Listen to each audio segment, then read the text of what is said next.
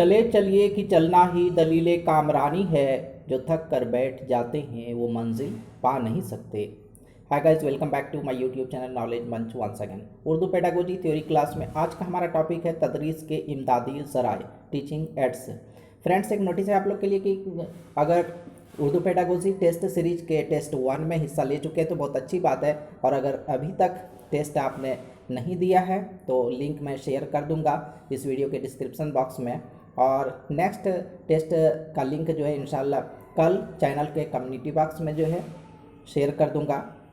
ये नोटिफिकेशन आप सबको मिल जाएगी। हाँ, ज़रूरी है कि आप जो है चैनल को भी सब्सक्राइब करके रखें और बेल आइकन भी आपका ऑन हो। तो फ्रेंड्स, बिना किसी ताख़ीर के आइए आते हैं इस टॉपिक पे। इस टॉपिक के तहत हम लोग जो पॉइंट्स कवर करेंगे वो है तदरीस की इमदादी ज़राए की किस्में और अफादियत और ज़रूरत क्या है उनकी, और इस्तेमाल कैसे किया जा सकता है उनका। आज के जदीद दौर में दर्स व तदरीस में तालीमी मसाइल फ़लसफ़ा और नफ्सियात के नए ज़ावियों के साथ आगे बढ़ती चली जा रही है। आज का तालीमी निज़ाम बच्चों के अंदरूनी सलाहियत को पूरी तरह ज़ाहिर होने का पूरा मौका फराहम करता है। माजी की तरह आज का तालीम जो है क्लासरूम की चार दीवारियों में कैद नहीं है, बल्कि आज़ाद फ़ज़ा में सांस ले रही है। माजी के तालीमी निज़ाम में उस्ताद ही तालीम का मरकज़ हुआ करता था, टीचर सेंट्रलाइज्ड था, लेकिन आज के तालीमी निज़ाम में बच्चे तालीम का मरकज़ हुआ करते हैं और उन्हें खुलकर खुद से सीखने का मौका दिया जाता है, जिसे खुद से करके सीखना कहते हैं। आज के तालीमी निज़ाम में उस्ताद बच्चे के लिए हर वह चीज़ करने को तैयार रहते हैं जिससे बच्चों की दिलचस्पी बनी रहे, और उस काम में इमदादी ज़राए का अहम किरदार होता है।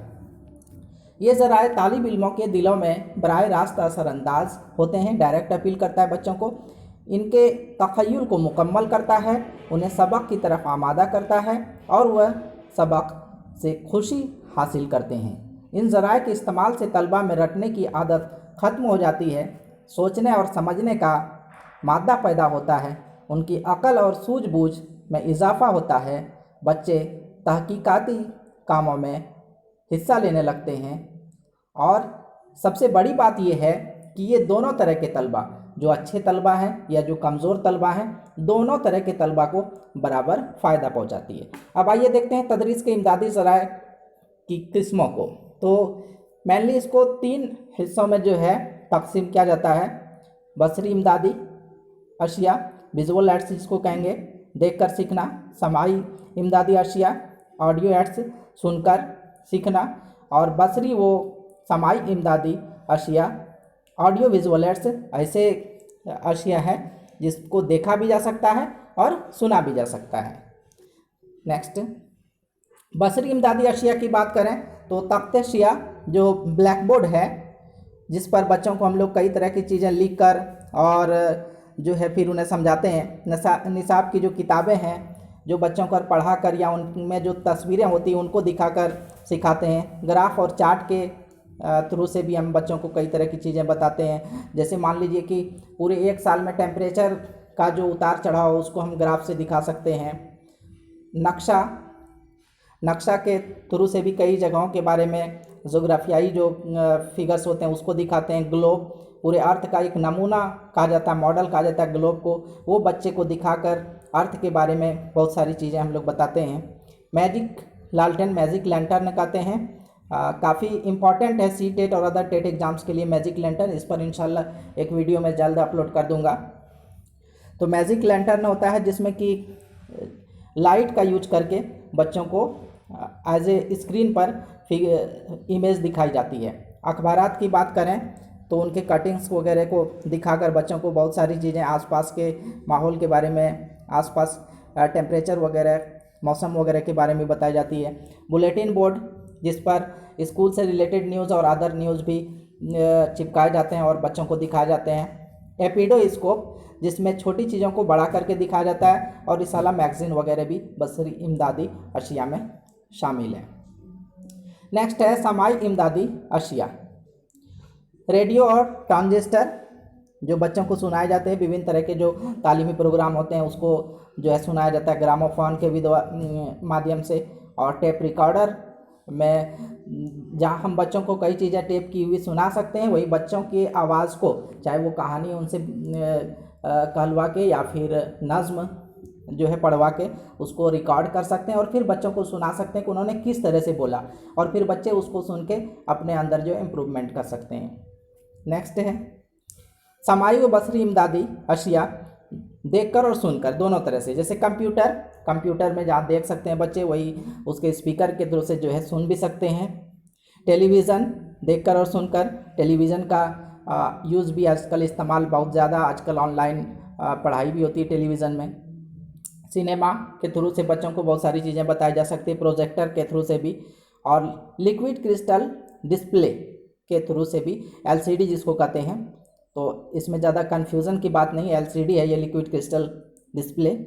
इनके अलावा और भी कई इमदादी ज़राए हैं, मसलन दारुल मुताला लाइब्रेरी, अदबी व सकाफ़ती प्रोग्राम, जो कल्चरल प्रोग्राम्स होते हैं वो, ड्रामा, अदब के मुकाबले वगैरह, इन सब को बरवेकार लाने से तलबा को फ़ायदा पहुंचता है और अदब में दिलचस्पी बढ़ती है और ज़बान में पुख्तगी पैदा होती है।